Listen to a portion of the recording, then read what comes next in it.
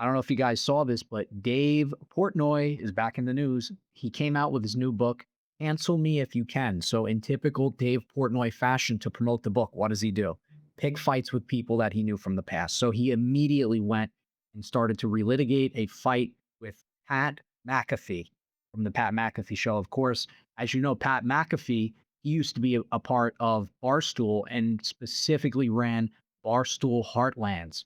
So McAfee's story for the past 8 years was that Barstool just did bad business. They paid him late. They gave him late commission checks. They allegedly were fudging numbers and playing around with certain things.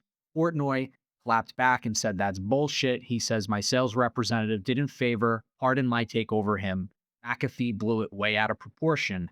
The reality is, when McAfee left, he was a mid-tier entertainer, and now he's looking to close in on a $60 million per year deal with ESPN.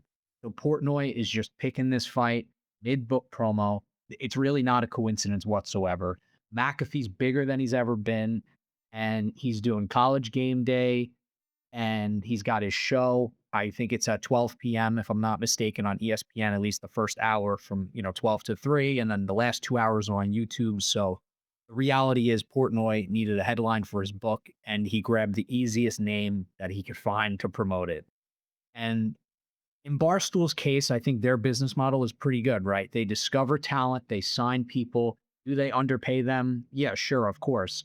But they build people up, they build them into a star. And then a lot of times, what these people will do is they'll just leave. They'll get out of the deal, they won't renew, and they move on with their lives and they go do other things. Like look at Alex Cooper from Call Her Daddy, or Pat McAfee's case saying, fuck this and going out on his own.